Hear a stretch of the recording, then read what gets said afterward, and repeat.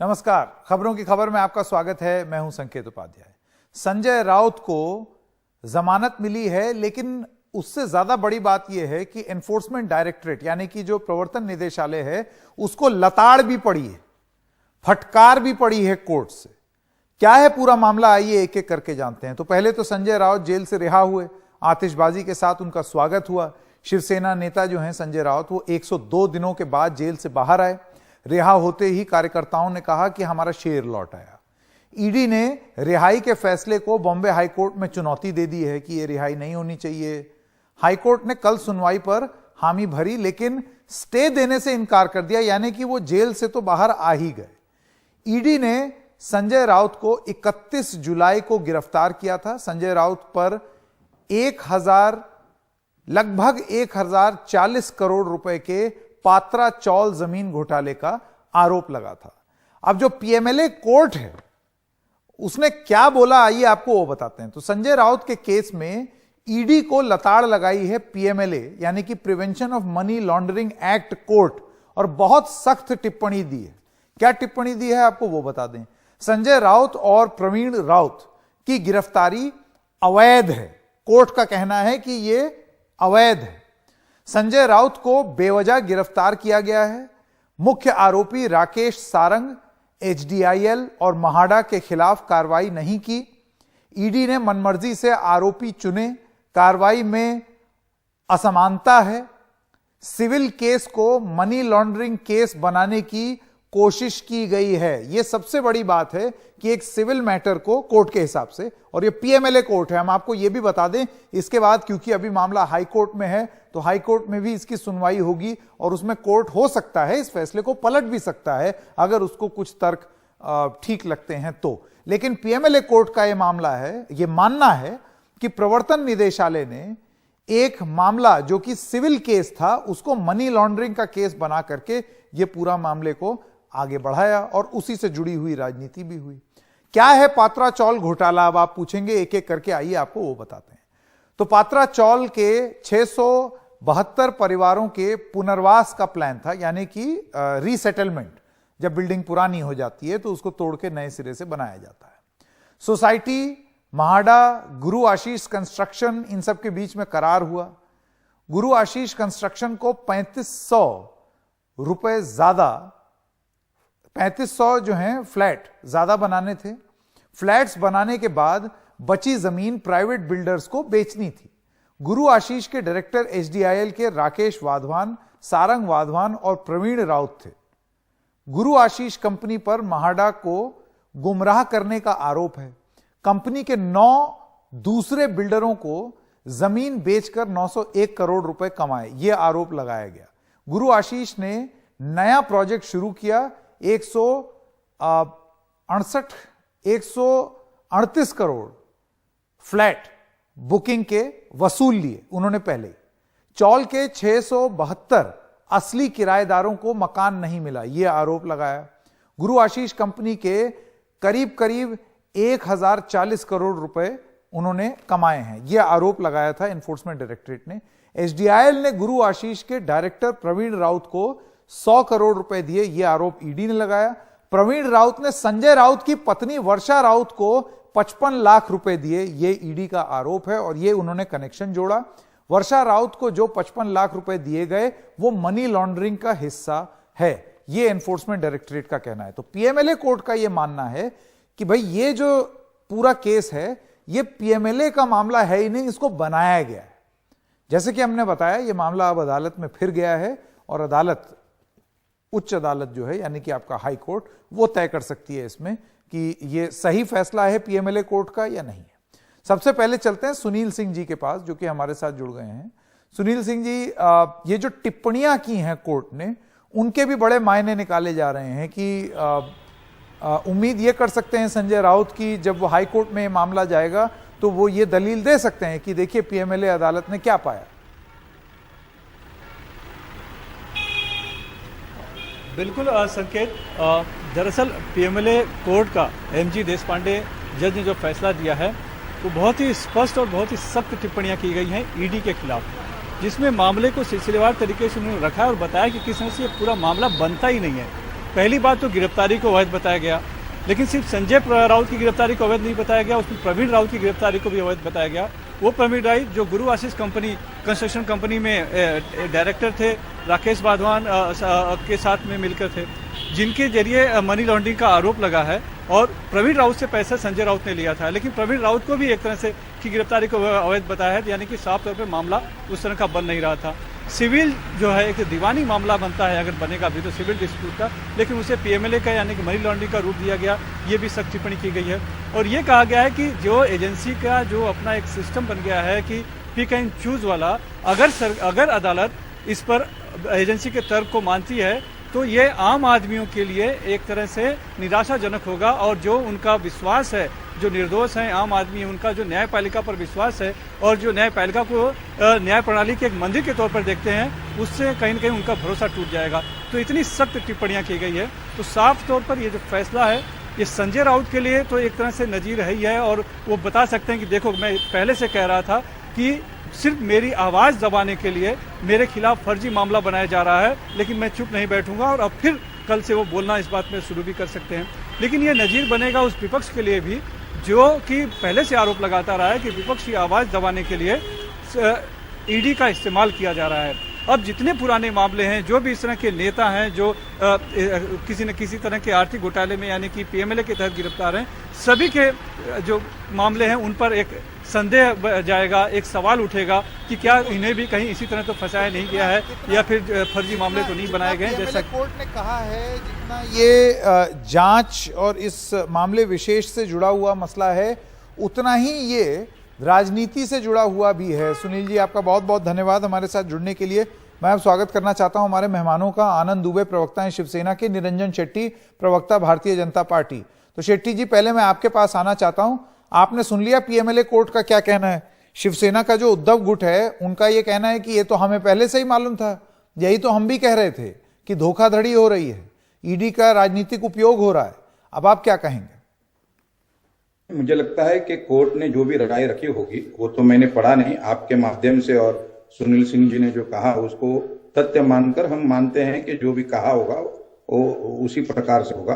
लेकिन जहां तक यदि मैं उसी को दोहराऊं जो सुनील जी ने कहा कि यदि कोई इस प्रकार का आरोप करता है कि एक व्यक्ति जिनके ऊपर कोई धोखाधड़ी की होगी और उनके पीछे ईडी या कोई चीज को लगाया जाता है, तो अब ये मूल बात को समझना होगा संकेत जी, कहीं ना कहीं ये तो आरोपी है, तभी ना ये ईडी जैसी संस्था उनके पीछे लगती है। यदि उनके ऊपर आरोप नहीं होते तो क्या कोई ईडी पीछे लगता? और इस प्रकार से आरोप करना कि भारतीय जनता पार्टी किसी को पिक एंड चूज करके उनके पीछे लगती है, ये मुझे लगता है कि आरोप सरासर गलत है और बेबुनियाद है। क्योंकि ईडी अपनी एक संस्था है जो उनके जो अधिकार है, हाँ, अगर कोई चीज है तो आत्मचिंतन करने की ईडी को आवश्यकता है कि इस प्रकार से यदि वो किसी भी प्रकार के लोगों को अरेस्ट करते हैं तो जी। ऑडियो वीडियो चला गया, अभी निरंजन जी के पास वापस चलेंगे। आनंद दुबे जी, आपके क्या विचार हैं? संकेत भाई, सबसे पहले तो आज हम सब खुशी मना रहे हैं, हम सब संजय राउत जी के बाहर निकलने का जश्न मना रहे हैं। और हम पहले दिन से कहते आ रहे हैं कि हम दोषी नहीं हैं। यह राजनीतिक बदले से की गई एक कार्रवाई है। यह विपक्ष में हमें बैठने का एक सिला मिला है। और जो केंद्र सरकार के खिलाफ बोलेगा, जो केंद्र सरकार की गलत नीतियों का विरोध करेगा, जो आपके विरोध में रहेगा, आप उसे किसी न किसी बहाने कैद कर लेंगे। और यही संजय राउत साहब के साथ हुआ था। पहले दिन से संजय राउत जी कह रहे हैं कि मैं प्रवीण राउत जी को जरूर जानता था, मेरी उनसे जान पहचान जरूर थी, लेकिन मैं किसी पत्राचाल घोटाले को नहीं जानता हूं। मैं कभी पत्राचाल जहां बना है वहां कभी गया ही नहीं हूं। इतना कहने के बावजूद भी इन्होंने, ईडी ने नहीं सुना। ईडी ने आनन फानन में सुबह 6 बजे उनके घर पर जाकर रेड की, कार्रवाई की, पूरे दिन के बाद उनको गिरफ्तार किया और आज 102 दिन के बाद वो बाहर निकलते हैं। आप सोचिए संकेत जी, यदि कोर्ट उनको आगे चलकर निर्दोष कर देगा, कि नहीं आप इसमें इन्वॉल्व ही नहीं थे। एक इतने बड़े राजनेता के कैरियर के साथ आप कैसे खिलवाड़ कर सकते हैं? एक राज्यसभा सांसद, वरिष्ठ पत्रकार, सामना के संपादक, शिवसेना के नेता, आप उनको टारगेट कर रहे हैं सिर्फ इसलिए क्योंकि वो आपके विरोधी हैं। सुबह से लेकर शाम तक आपके खिलाफ बोलते हैं, आपके विरोध में बोलते हैं। इसका तो ये मतलब हो गया कि अब कोई भी केंद्र सरकार या भाजपा के खिलाफ बोलने से पहले 100 बार सोचेगा कि भाई कहीं हमें पकड़ के जेल डाल देंगे, बाद में हम अपनी बुद्धि अपनी योग्यता से छूट जाएंगे, वो हमारा नसीब है, लेकिन पहले तो हमें पकड़ ही लेंगे। तो ये जो प्रचलन, ये जो प्रथा संकेत भाई शुरू हुई है हिंदुस्तान में पिछले 7-8 वर्षों में, क्या चिंताजनक है। राजनीति में ये नहीं होना चाहिए। निरंजन शेट्टी जी, आपका जवाब।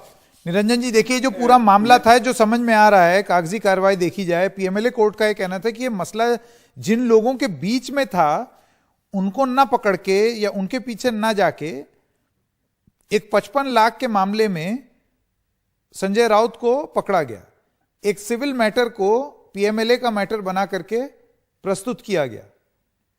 संकेत जी, इस संदर्भ में मैं आपको बता देना चाहता हूं कि किसी भी तरह से भारतीय जनता पार्टी ने इस संदर्भ में कभी आवाज नहीं उठाई थी। जो भी बातें की गई थी या कोर्ट में जो जिन्होंने याचिका दायर की थी वो 9 डेवलपर्स थे जिनको ये गुरु आशीष के बिल्डरों ने बेवकूफ बनाया, इस प्रकार से उनसे धोखाधड़ी की, और उस कारण से, और साथ में वहां पर जो रहने वाले 672 लोग जो वहां पर परिवार थे, इनको जब उनके रेंट्स मिले नहीं, और यहाँ पर जैसे आपने प्राथमिक इसमें कहा कि 980 करोड़ के करीब इन्होंने लोगों को बेच दिया। अब नियम क्या होता है, मैं मुंबई शहर से रहने वाला हूं, मुझे पता है कि इस प्रकार से जब भी रीडेवलपमेंट का प्रोसेस होता है तो पहले वहां पर जो बसे हुए लोग हैं उनको घर बना के देना होता है, और बाद में इस प्रकार के सेल्स के डीड करने होते हैं। परंतु ये न करते हुए इन लोगों ने इस प्रकार से धोखाधड़ी की और उनको रेंट तक नहीं दिए। तब जाके इनके कोर्ट में याचिका दायर हुई, और कहीं ना कहीं प्रवर्तन निदेशालय नहीं, लेकिन ये देखिए अदालत जो पीएमएलए कोर्ट है उसकी तरफ से ये कहना कि मुख्य आरोपी राकेश सारंग एचडीआईएल महाडा के खिलाफ कार्रवाई नहीं की और संजय राउत को बेवजह गिरफ्तार कर लिया। इस पर आप क्या कहेंगे कि अगर पूरा मामला है करप्शन का है तो फिर समूची जांच होनी चाहिए और गिरफ्तारियां भी वैसे ही होनी चाहिए।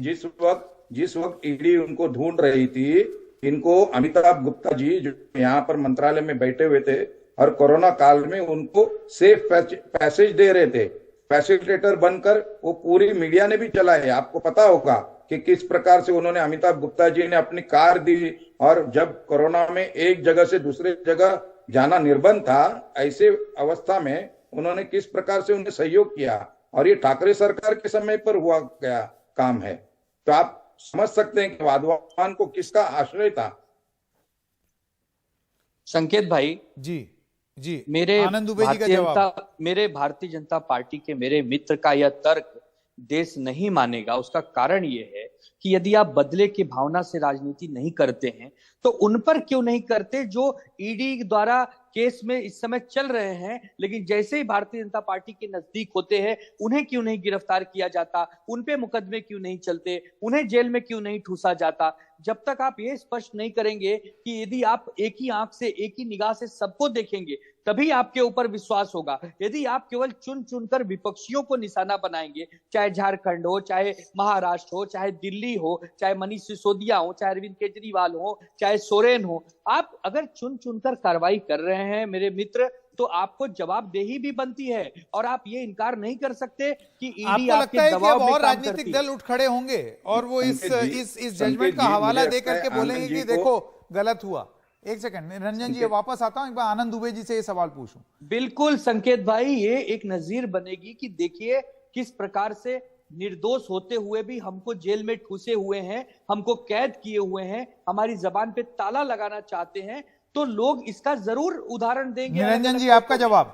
निरंजन जी, विपक्ष का ये मानना है कि एक तरफ एक सेकंड, एक तरफ तेलंगाना में स्टिंग ऑपरेशन हो गया, दूसरी तरफ यहां पर ये पीएमएलए कोर्ट का ये आदेश आ गया और बड़ी सख्त टिप्पणियां आ गई। तो विपक्ष का ये मानना है कि ये सब प्रमाण है अपने आप में कि बीजेपी दबाव डालती है।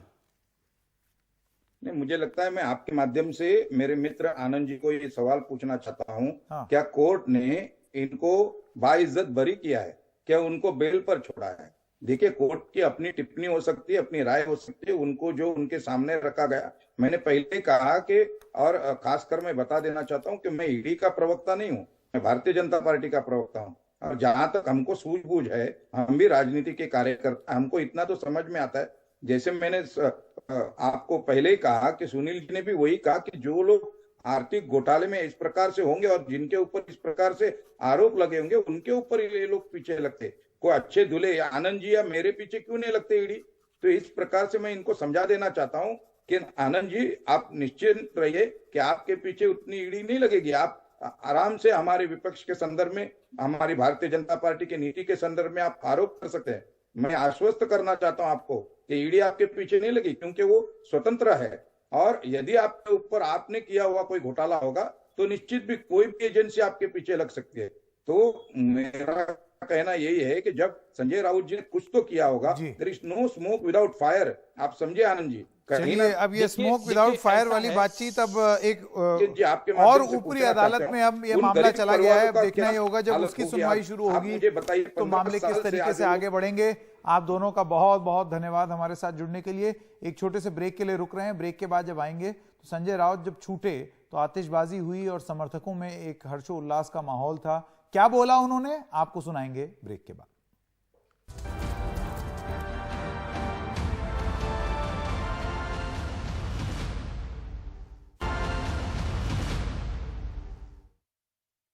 और संजय राउत इस वक्त देखें निकल चुके हैं। 100 दिनों तक जेल में रहने के बाद वो रिहा हुए हैं बेल पर। आप देखें बाहर आए हैं। समर्थकों की भारी भीड़ यहां पर आप देखें।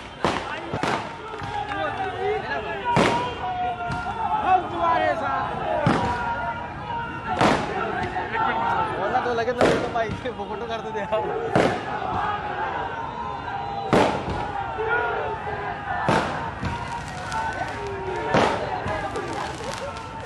बात करिए। संजय राउत निकल चुके हैं, आपके सामने हैं, आप लोग अभिवादन कर रहे हैं यहाँ पर। जी, हमें बहुत अच्छा लग रहा है कि हमारे नेता बाहर आ गए हैं, जो निर्दोष थे, जिनके ऊपर कोई दोष नहीं था, जिनके शरीर में कोई दाग नहीं था।